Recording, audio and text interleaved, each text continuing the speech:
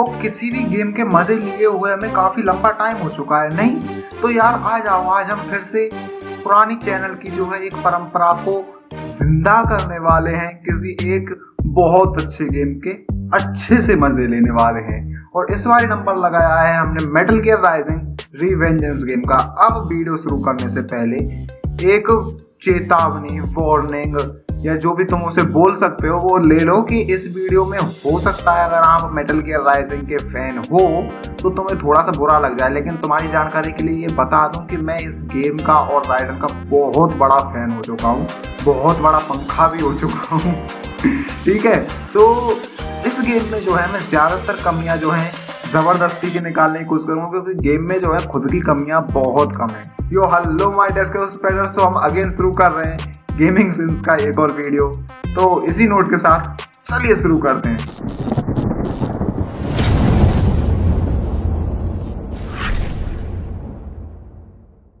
अब देखो यार, गेम की शुरुआत में हमें यहाँ पर जेट स्ट्रीम सैम को दिखाया जाता है।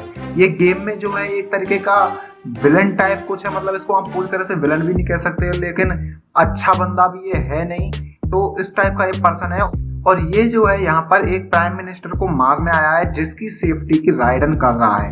अब यहाँ पर एक चीज देखना कि ये जो सैम है ये इस जो ऊपर बंदा बैठा है ना ये गन मशीन लेके, तो इसको जो है ये बीच से चीर के रख देता है और इसे मालूम है कि इतना हमला करने के बाद तो कोई जिंदा नहीं बच सकता, लेकिन फिर भी घोंचू उस पर दोबारा हमला करता है। मतलब कोई जरूरत थी इस हमले की? और जरा इस सीन में देखो, ये लोग जो हैं जेट स्ट्रीम सैम के पास में जा रहे हैं गन लेकर के। अगर तुम्हारे पास गन होगी तो तुम क्या करोगे अपने दुश्मन के साथ? दूर से खड़े होकर गोली चलाओगे या उसकी तलवार के पास जाकर के या तक ठैया करने जाओगे? नहीं जाओगे ना, दूर से ही गोली मारोगे और उसका सर जो है बिना आर्मर के तो सर पे गोली मारोगे। लेकिन नहीं, और भाई साहब इन दोनों को देखो जरा, इन दोनों तीनों जो बंदे गए हैं सैम से लड़ने के लिए, इनका निशाना सैम के ऊपर था लेकिन इन्होंने ट्रिगर दबा करके गोली नहीं चलाई। क्यों नहीं चलाई? स्क्रिप्ट में नहीं था ना बाबू।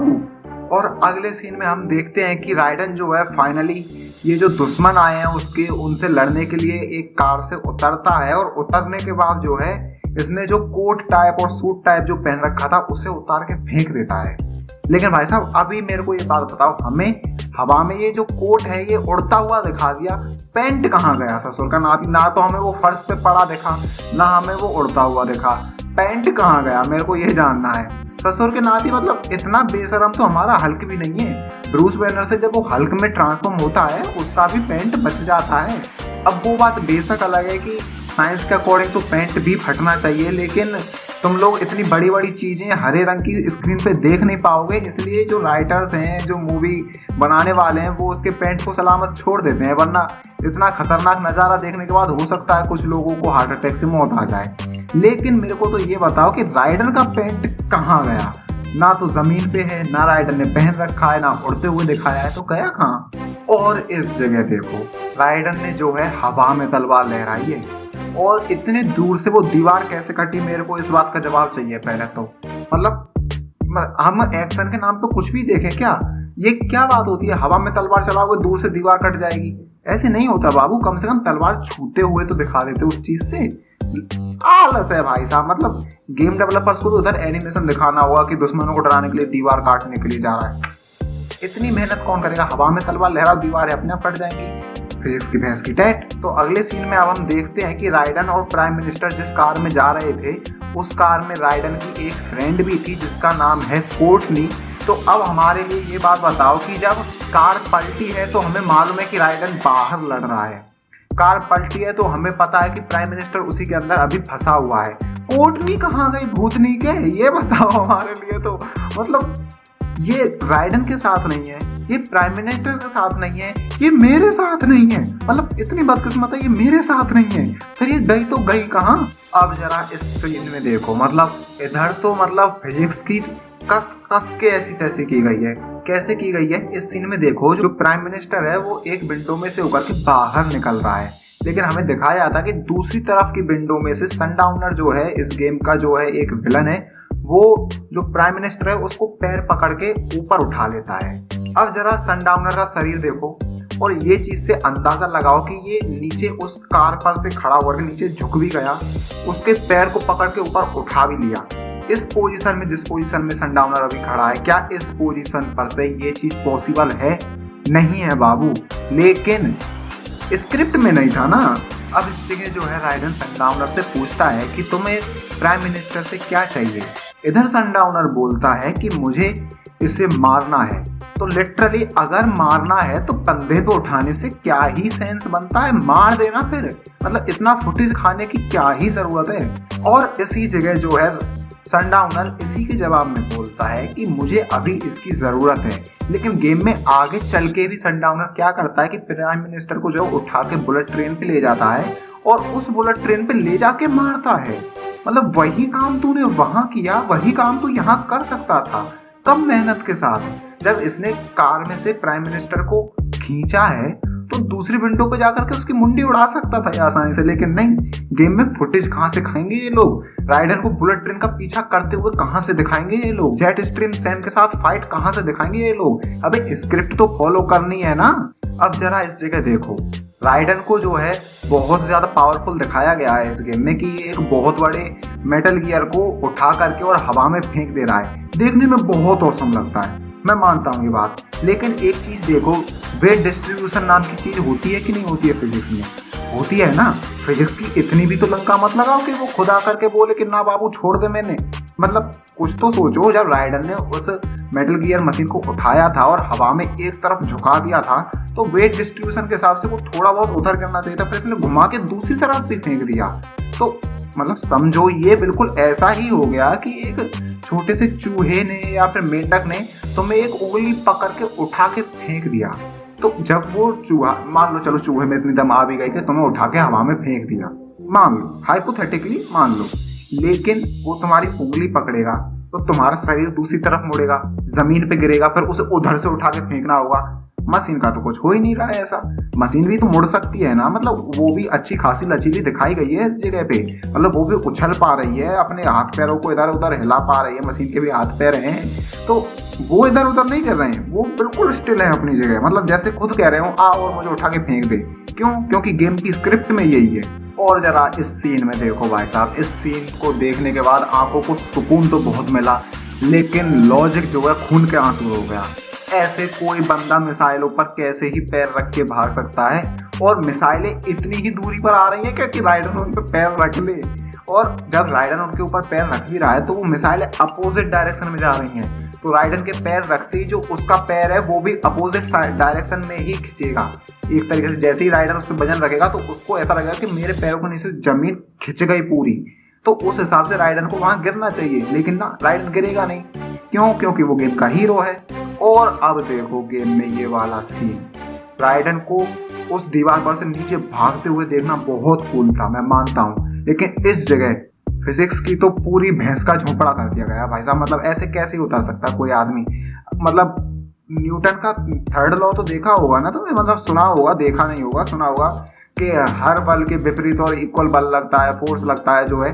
तो राइडन जो है दीवार पे एक तरफ फोर्स लगा रहा है बहुत जोर से, तो उस हिसाब से ये फोर्स की वजह से थोड़ा सा दूर हटता जाएगा दीवार से, तो ये दीवार पे भागता हुआ रह ही नहीं सकता।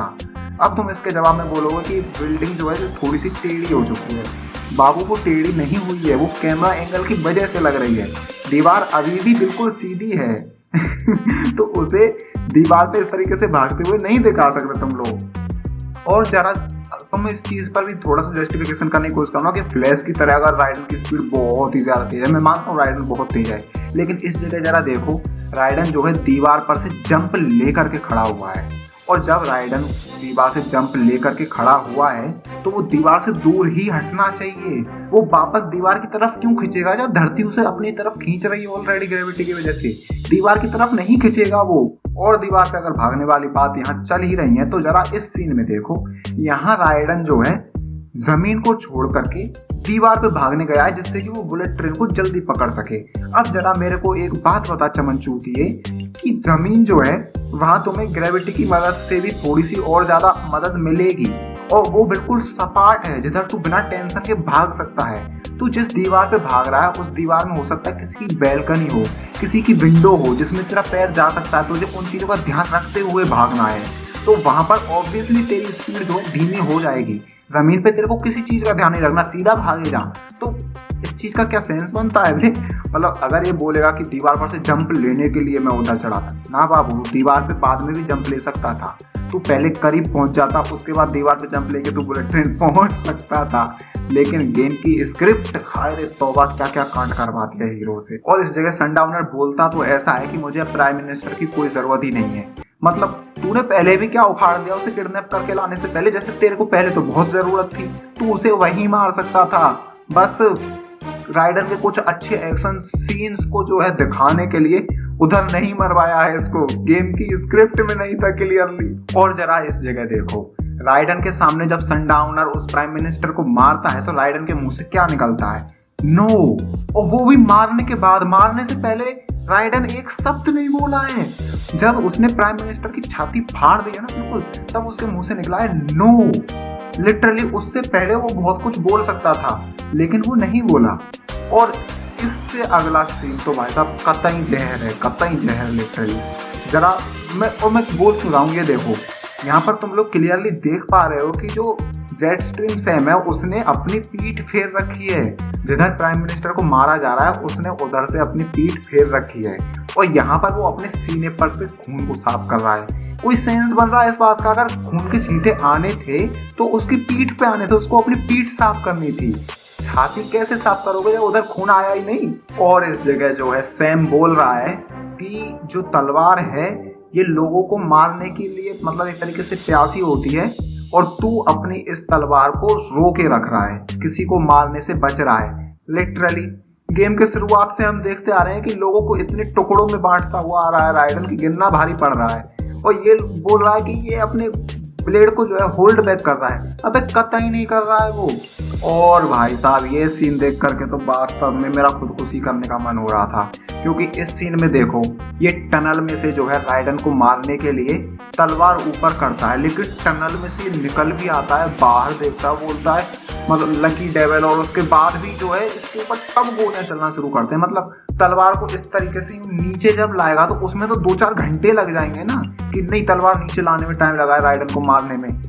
भाई साहब कहाँ का लॉजिक है? अगर कोई बंदा किसी को मारना चाहेगा वो तो मार मोड़ के फ्री करेगा, इतना फुटेज नहीं खाएगा कि स्लो मोशन में तलवार ऊपर ले जाएगा फिर डायलॉग मारेगा फिर नीचे, इतना टाइम लगाएगा ही नहीं भाई कोई, सीधा मार मोड़ के फ्री करेगा। और इधर भी ये बोल रहा है कि लकी डेविल गोलियों से डॉज कर सकता है, गेम के शुरू में हमने देखा है, और यहाँ पर भी हम देखते हैं कि गोलियों से डॉज करता है। तो ये यहाँ पर भी चाहता तो इजीली राइडन को मार सकता था, लेकिन अगर राइडन यहाँ मर जाता तो गेम की स्क्रिप्ट खराब नहीं हो जाती? गेम में आगे चल के फिर हमें आर्मस्ट्रॉन्ग से फाइट कैसे दिखाई जाती? कुछ सोच रहे हो ना, मतलब स्क्रिप्ट की डिमांड समझ रहे हो ना तुम लोग? Enemy cyborgs should provide plenty of MCFC electrolytes once you slice them open and extract their fluids. और ये डॉक्टर इतनी घुमा फिरा करके बोल रहा है कि ये फ्लूइड वो फ्लूइड। अबे सीधा सीधा बोल देना कि एनिमी की रीढ़ की हड्डी निकाल के उसको एब्जॉर्ब करना है, काहे इतनी ज्ञान झाड़ रहा है? मतलब ये क्लास के वही बच्चे होते हैं जो फ्रंट सीट पे बैठ के और टीचर से ज्ञान लगाते हैं, और हम जैसे बच्चों की बाट लगवाते हैं। लेकिन हम जैसे बच्चे कम हरामी थोड़ी ना होते हैं, जैसे ही टीचर गया हम इनकी बाट लगाते हैं। और जरा इस जगह देखना, जब जो राइडन है वो डॉक्टर से, डॉक्टर नाम के मतलब उसका वो डॉक्टर नहीं है, उसका नाम डॉक्टर है, ठीक है, उससे जब बात कर रहा था रात हो रही थी और तूफान आ रहा था। लेकिन जैसे ही हम अगले सीन में देखते हैं तो भाई साहब दोपहर हो चुकी होती है और सूरज निकल रहा है। कितना जल्दी टाइम शिफ्ट दिखाया है भाई साहब, इतना जल्दी, मतलब किस चीज का सूरज निकलता है बताओ मेरे को, जानना है मेरे को। मैं वीडियो आगे बना ही नहीं रहा, बाहर में जाए दुनियादारी, पहले मेरे को इस बात का जवाब चाहिए कि इतना जल्दी टाइम शिफ्ट कहाँ होता है। और इस जगह तो भाई साहब फिजिक्स की भैंस का झोंपड़ा कर दिया कती। कैसे? जब राइडन जो है इतनी रफ्तार से पानी के सरफेस के ऊपर आ रहा है, चलो माना हमने कि उसे बहुत रफ्तार से फेंका गया होगा तो वो इस तरीके से जो है पानी के ऊपर आ रहा है, लेकिन ये अचानक से हवा में कैसे उड़ गया? मतलब ये अपनी बॉडी को जो है थोड़ा सा ऊपर की तरफ मोड़ भी लेता तो ये इतनी रफ्तार से ऊपर नहीं जाना था, ये धीरे धीरे ऊपर बढ़ता, धीरे धीरे लॉन्चिंग टाइप से, अचानक से ऊपर नहीं उड़ जाता। ये मेरे को इस चीज की फिजिक्स का मतलब कुछ ज्ञान दो भैया कि इतनी अतरंगी फिजिक्स किस ग्रह की है, किस गैलेक्सी की है, किस यूनिवर्स की है, क्योंकि पृथ्वी पर तो ये कांड नहीं होते। और जरा इस बात का भी जवाब दो, हमें गेम में पीछे दिखाया गया है कि राइडन की जो है उस लड़ाई में जब सैम के साथ राइडन लड़ रहा था तो उसकी एक आंख कटी थी और उसका एक हाथ कटा था, उसकी थोड़ी को कुछ नहीं हुआ था। लेकिन फिर भी इस सीन में जो है राइडन की ठोड़ी को रिप्लेस कर दिया गया है एक मशीनी पार्ट के साथ। क्यों क्यों? अब तुम्हें बताओ इसका रीजन। गेम में आगे चल के पता लगेगा कि जो भी एनिमी है, जिस भी चीज से राइडन टकरा रहा है, वो उसकी ठोड़ी से टकरा रहा है। क्योंकि डेवलपर्स को गेम में कुछ अच्छे सीन्स डालने थे, इस वजह से उन्होंने इसकी ठोड़ी ही गायब कर दी। मैं इसकी राइडन, तेरा शरीर भी हमारा है भूतनी के, वो भी हम अपने हिसाब से बदलेंगे। और भाई साहब एक बात और बताऊं, उन्होंने ठोड़ी बदल दी, हाथ बदल दिया, लेकिन उसकी जो लेफ्ट आई कटी थी ना, वो नहीं बदली। मतलब जब उसकी ठोड़ी कटी नहीं है, कुछ भी डैमेज नहीं हुआ है, उसको तो इन्होंने बदल दिया है, लेकिन लेफ्ट आई को जब डैमेज हुआ है उसको नहीं बदला है। क्यों? आलस किस बात का है तुम्हें ये बताओ। मतलब फालतू काम करने के लिए आलस नहीं है, काम का काम करने के लिए आलस है। इस जगह डॉक्टर जो है वो बोलता है कि जो सामने वाले एनिमीज हैं वो अपने आप को गायब करके तेरे ऊपर हमला कर सकते हैं, लेकिन हम देखते हैं अगले सीन में कि वो राइडन के सामने फेस टू फेस लड़ने के लिए आ जाते हैं। मतलब इतना चूतिया कौन होता है मेरे को बताओ पहले, ये मेरे को जानना है। अगर तुम्हें मालूम है तुम्हारा सामने वाला एनिमी तुमसे बहुत ज्यादा पावरफुल है और तुम बिल्कुल उसको बिना देखे उसे मार सकते हो, तो तुम मार दोगे भाई साहब। ये नहीं देखेगे कि मर्द सामने से ही हमला करेगा, ये चीज नहीं करोगे तुम। जब तुम्हें मालूम है कि सामने वाला मेरे हजारों टुकड़े कर सकता है, तुम गायब होकर के उसका सर काट दोगे पीछे से जा करके, ठीक है। लेकिन ये गधे उसके सामने आकर के लड़ने लगते। और फिर भी देखो, ये चीज भी देखो कि राइडन जब 4-5 को मार चुका होता है, उसके बाद भी इनमें से एक बंदा ये दिमाग नहीं लगा रहा कि मैं गायब होकर के राइडन पे हमला कर दूं ना, आमने सामने लड़ना है। वैसा मैं होता तो मैं कभी सामने नहीं आता, मैं वैसा गायब होकर मारता, सीधी बात। अब इस सीन में तुम्हें जो है देखने को मिलेगा कि राइडन की जो ठोड़ी है वो गेम डेवलपर्स ने क्यों बदली थी, इस तरीके के सीन दिखाने के लिए गेम में। और ये सीन अकेला नहीं है भाई साहब, गेम में ऐसे 3-4 सीन है, मतलब 3 से 4 सीन गेम में एक्स्ट्रा ऐड करने के लिए बेचारे की ठोड़ी काट दी। मतलब कुछ भी शर्म नहीं है इन लोगों को। इस जगह जो डॉक्टर है वो बोल रहा है कि तुम्हें इस गेट को खोलने के लिए खास आईडी की जरूरत पड़ेगी, जिससे कि तुम इस गेट को खोल सकते हो। लेकिन गेम में हम आगे चल के देखते हैं कि राइडन जो है उस अपनी जो नॉर्मल तलवार है उसी से गेट के लॉक्स को काट देता है, और जो डॉक्टर है वो बाद में राइडन को बताता है कि तू इस मेटल को काट सकता है। तो ये तू फर्स्ट प्लेस पे ही बता सकता था, क्यों तूने हमें जो है गेम में वापस भेजा, वहां से आईडी कलेक्ट करवाई, और आईडी टिन्ने भी किसी काम की नहीं थी, हमें बाद में भी उस लॉक को तलवार से तोड़ना पड़ा था। तो क्यों परेशान किया भाई साहब? मतलब स्क्रिप्ट किसने लिखी है इस गेम की, मुझे जानना है। इतना महानुभाव प्राणी कौन है? अगर तुमने आईडी वाला सिस्टम डाला था गेम बनाते टाइम, तो उसे आईडी से ही खुलवाते, एंड में तलवार क्यों चलवाई?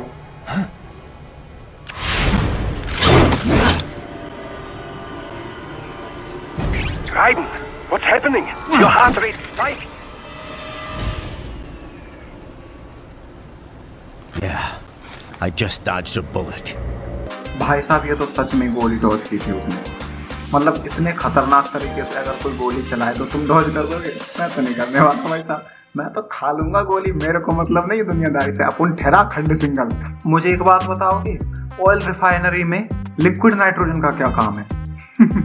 इस गेम में दिखाया गया है कि राइडन जो है मिस्ट्राइल को लिक्विड नाइट्रोजन में जमा देता है और उसके बाद उसके टुकड़े कर देता है, लेकिन ऑयल रिफाइनरी में लिक्विड नाइट्रोजन का काम क्या है कि लिक्विड नाइट्रोजन का टैंक वहां पे होगा।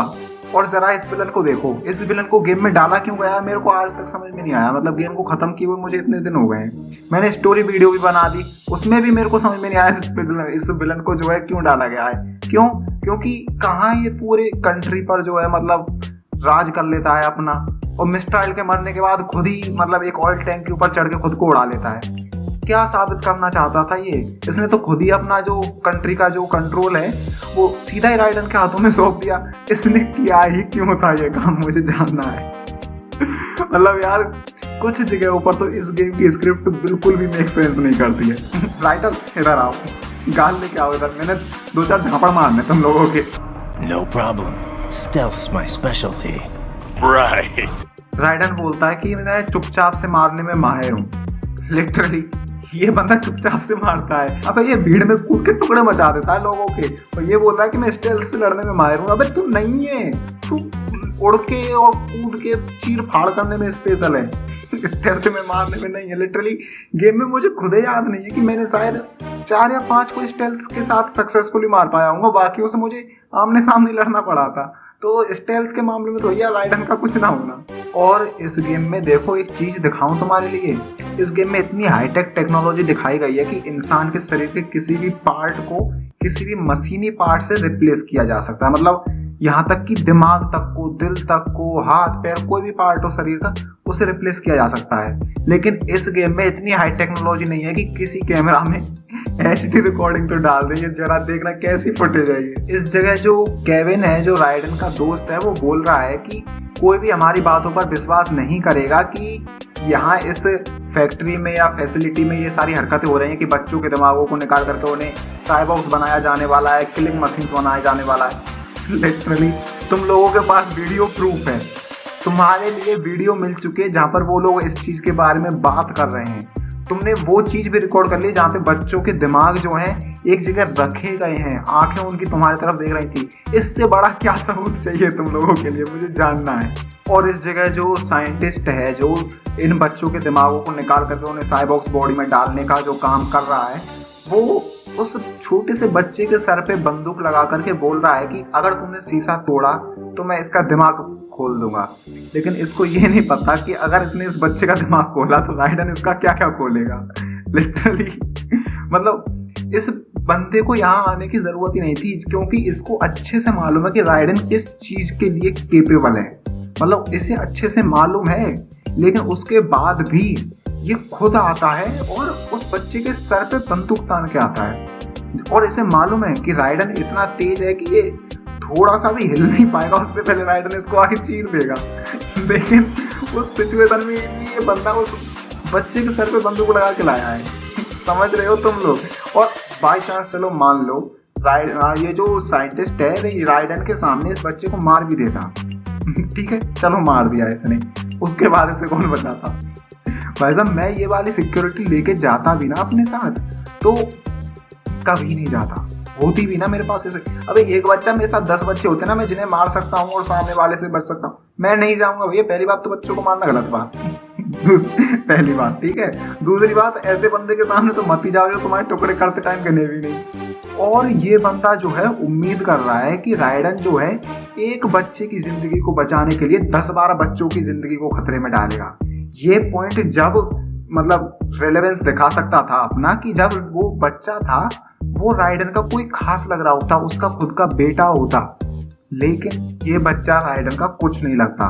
तो वो यहाँ पर सिंपल मैथ लगाता कि यहाँ पर मैं एक बच्चे की जान बचा सकता हूँ या फिर मैं 10 से 12 बच्चों की जान बचा सकता हूँ। तो वो ऑब्वियसली 10 से 12 बच्चों की जान बचाएगा, एक की नहीं। और अगर वो एक बच्चे को मार भी देता तो उसको कौन बचाता, मेरे को ये जानना है। और इस जगह जरा इस पुलिस वाले के नशे देखना, ये बोल रहा है कि ये जो सामने वाला बंदा है ये बहुत ही ज्यादा खतरनाक है, तो इसे मारने के लिए कुछ स्पेशल हथियार निकाल लो। और स्पेशल हथियार के नाम पे ये क्या निकालते हैं पता है, अपनी गनों को अंदर रख लेते हैं और डंडे बाहर निकालते हैं। ये वही बात हो गई कि तुम्हारे हाथ में पत्थर है तो पत्थर दूर पटक देते हो और थप्पड़ से मारने के लिए जाते हो। कोई सेंस बन रहा है इस बात का।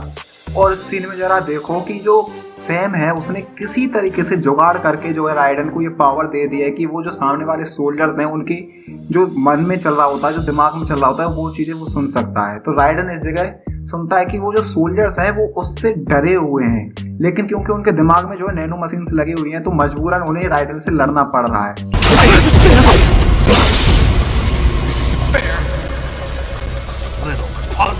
Listen closely now. Die! This life! I watched my wife and son die. This is all I had left.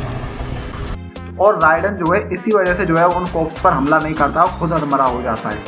तो भाई साहब मेरे लिए एक बात बताओ, राइडन बचपन से ये काम करता आ रहा है तो उसे ये काम करने में हेजिटेशन नहीं होनी चाहिए। और उसे एक्चुअल में जो है मालूम होता है, वो एक सोल्जर रह चुका है कि जो सोल्जर होता है वो केवल अपने ऊपर वाले जो बंदे हैं उनका ऑर्डर्स फॉलो कर रहे होते हैं, उनकी खुद की कोई गलती नहीं होती। लेकिन फिर भी जो है राइडन ऐसे बंदों को मारता हुआ आ रहा है और युद्ध में हमेशा बेगुनाही मारे जाते हैं, गुनहगार हमेशा राज करते हैं, ठीक है।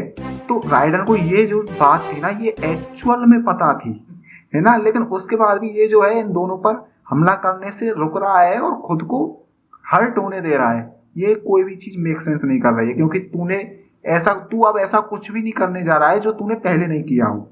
और अगर देखो ये बात, अगर तुम सोच रहे हो ना कि राइडन और लोगों को मारने से पहले उनकी बैक स्टोरी नहीं जानता होगा, और इन दोनों की क्योंकि उसे बैक स्टोरी सुनाई दे रही थी तो मतलब उसे दया आ गई होगी, इस वजह से वो उन दोनों पर हमला नहीं कर रहा था। तो भाई साहब तुम लोगों के लिए एक बात बता दूं, अगर मैं राइडन की जगह हूँ, है ना, और अगर तुम में से कोई भी या फिर कोई भी और बंदा हो या जो भी हो क्रिमिनल वगैरह, वो किसी ऐसी कंपनी के लिए काम कर रहा है जो बच्चों के दिमागों को निकाल रहे हैं, उनके ऑर्गन्स को निकाल रहे हैं, किडनैप कर रहे हैं, अलग अलग मशीनों में डाल रहे हैं, ये बहुत ही मॉन्स्ट्रस चीज हो जाती है।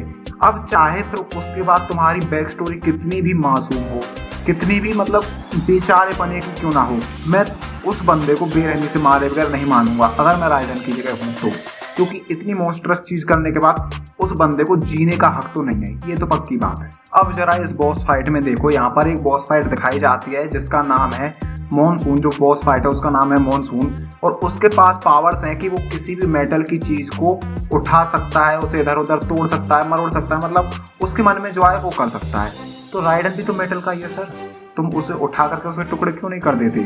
तुम्हें मेहनत भी नहीं करनी है, उससे सीधे सीधे क्यों लड़ रहे हो? क्यों? क्योंकि स्क्रिप्ट में यही है कि वो तुम्हारे टुकड़े करेगा। अब इस जगह हमें जो है एक मिशन दिया जाता है जहां हमें बिल्डिंग के टॉप पे पहुंचना होता है, और हम अलग अलग लिफ्ट में से होकर के, सीढ़ियों से होकर के ऊपर जा रहे थे।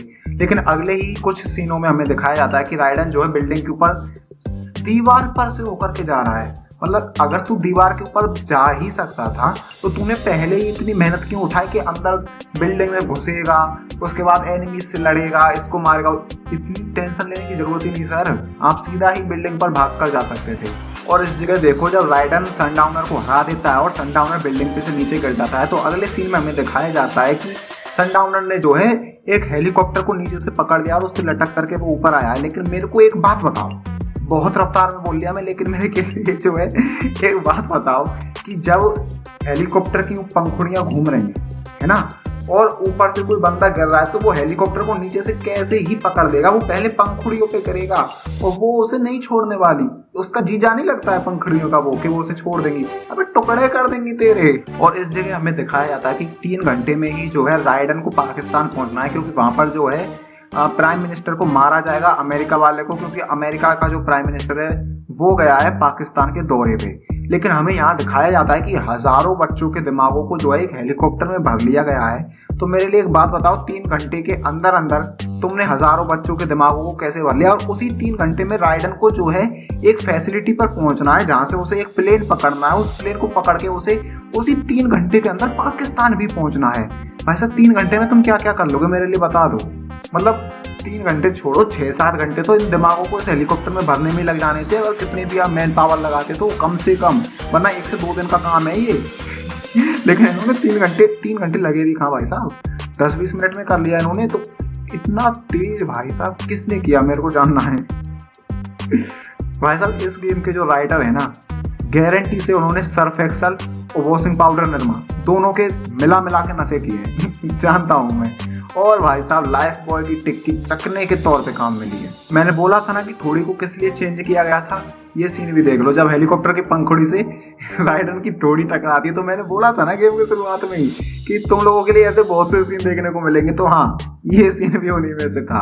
और ये बात बताओ, इतने ऊंचे से गिरने के बाद कोई कैसे जिंदा बच सकता है? चलो मान लो राइडन की जो साइबॉर्ग बॉडी है वो ये चीज सर्वाइव कर जाएगी, लेकिन उसका सर तो इंसानी है बे। इतने ऊंचे से गिरने के बाद इंसानी दिमाग जिंदा नहीं बचेगा। और इस जगह देखो कि सैम जो है मरने के बाद अपनी तलवार को जो है लॉक कर जाता है, जिससे कि कोई इसकी पावर्स का इस्तेमाल ना कर सके। तो तुम लोग सोचोगे कि तलवार को कोई कैसे लॉक कर सकता है कि कोई इसका इस्तेमाल ना कर सके? तो ये तलवार जो है एक हाई फ्रिक्वेंसी ब्लेड है जो कि बहुत तेज रफ्तार पे वाइब्रेट करता है, जिससे कि वो किसी भी मेटल को काट सके। लेकिन अगर राइडन जो है, मान लो सैम जो है इसको लॉक कर भी गया और ये जो है उतनी तेज फ्रिक्वेंसी पे वाइब्रेट नहीं कर रही है, लेकिन उसके बाद भी ये है तो एक तलवार ही, नॉर्मल तलवार के तौर पे तो इसे काम में लिया ही जा सकता है। अगर ये फ्रिक्वेंसी अब उतनी तेज फ्रिक्वेंसी पे जो है वाइब्रेट ना भी करे तो तलवार को लॉक करने का फायदा क्या हुआ सर? नॉर्मल तलवार के तौर पे तो वो काम में आ ही रही है। और ये तलवार का लॉक ऐसा नहीं है कि थोड़ी देर मतलब परमानेंटली लॉक है, ये थोड़ी देर बाद खुल भी जाता है ऑटोमेटिक। जो सैम है मरते टाइम इस चीज को इस तलवार में प्रोग्राम कर जाता है कि कुछ घंटों बाद ये तलवार जो है अनलॉक हो जाएगी अपने आप। तो सर लॉक करने का सेंस क्या बन रहा है कि जब अनलॉक हो ही जानी है वो कुछ घंटों में, कुछ घंटे भी कहा, आधे घंटे के बाद जो है ये तलवार अनलॉक हो जाती है, तो उसको लॉक करने का सेंस क्या बना। और गेम में जो है ये सीन देखने के बाद तो लिटरली मैं गेम खेलते खेलते मेरा मन कर रहा था कि मैं अपने घर की तीसरी मंजिल पे जाऊं, तीसरी मंजिल पे भी जो टंकी खड़ी रखी है ना उसके ऊपर चढ़ूं, उसके ऊपर भी 2-3 स्टूल एक के ऊपर एक रखूं और तब सर के बल पीछे की तरफ कूद जाऊं। मतलब ये साउंड कहाँ से आया इस जगह?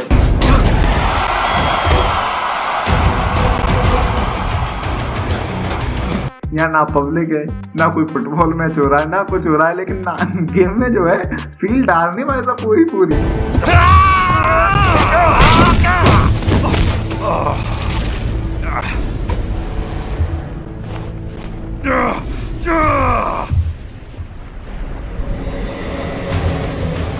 गधे उसने अभी अभी तेरे को फेंका है, तो इधर उधर देखने से, बुंड उठाने से कोई फायदा नहीं। तुझे एक्चुअल में पता है उसने तुझे कहाँ से फेंका है, तो नौटंकी करना बंद करो, पीछे देख के उससे लड़ ले, वरना उसने इसी बुंड में तलवार डाल देनी है। तूने पोजीशन भी बड़ी अच्छी बना रखी। राइडन ने इस चीज को कैसे सरवाइव किया भाई साहब, मैं मान रहा हूँ चलो उन्होंने कोई मशीन बना ली, कोई अच्छा लोहा बना लिया जिसे राइडन के शरीर में फिट भी कर दिया, लेकिन उसकी खोपड़ी भाई साहब इंसानी है। मेरे को ये बताओ इंसानी खोपड़ी इतना कैसे सहन कर रही है। इस जगह सैम बोल रहा है कि मेरी जो तलवार है कुछ घंटों के बाद जो है अनलॉक हो जाएगी, लेकिन यहाँ आधा घंटा ठीक से नहीं हुआ है जब तेरी तलवार अनलॉक हो चुकी है। कैसा लॉक है चेक करा अपनी कंपनी से। और मुझे एक बात और बता दो फाइनल, वैसे तो मैं इस गेम की जो चूतियापंती है उससे बहुत ही ज़्यादा उकता चुका हूँ, परेशान आ चुका हूँ, लेकिन मुझे एक बात और बता दो कि किसी का अगर तुम इस तरीके से दिल बाहर निकाल लो और उसको हाथ में लेकर कैसे फोड़ दो, उसके बाद भी कोई इंसान कैसे बोल सकता है भाई साहब। तो मैंने जो है इस गेम में कुछ जो पॉइंट हैं वो ज़बरदस्ती के भी जो है घुसेड़े हैं, और मैंने बहुत से पॉइंट्स को छोड़ दिया है जिन्हें पॉइंट आउट करना मतलब ऐसा हो जाता कि ये तो बहुत ही ज़बरदस्ती के पॉइंट है, मतलब तो उनको मैंने छोड़ दिया, लेकिन फिर भी मैंने कुछ ज़बरदस्ती की बेइज्जती की है और कुछ पॉइंट्स बहुत ही अच्छे थे अगर लॉजिकली देखा जाए तो। सो हाँ, हमने गेम की अच्छी खासी बेइज्जती कर लिया। बहुत अच्छा गेम है वैसे, तुम लोगों के लिए बता दूँ, अगर नहीं खेला है और किसी के पास मौका है ये गेम को खेलने का, किसी के पास अच्छा पीसी है, प्ले स्टेशन है, एक्सबॉक्स है, कुछ भी है, तो गेम को एक बार ज़रूर खेलना, तुम डिसअपॉइंट नहीं होगे। स्टोरी डिसेंट है और एक्शन तो लाजवाब है, लिटरली एक्शन और म्यूजिक, बैकग्राउंड म्यूजिक दोनों ही चीज़ों से तुम्हें 1% क्या 0.00001% शिकायत नहीं होगी। और बहुत कमाल का गेम है, बस यही बोलना चाहता हूँ। और बाकी के जो भी हमने इस गेम के मज़े लिए हैं उन सब चीज़ों को साइड हटाते हैं और बता देता हूँ जिस भी बंदे ने ये गेम नहीं खेला है ना भाई साहब, एक बार खेल दो, तुम बहुत अच्छी चीज़ मिस कर रहे हो लिटरली।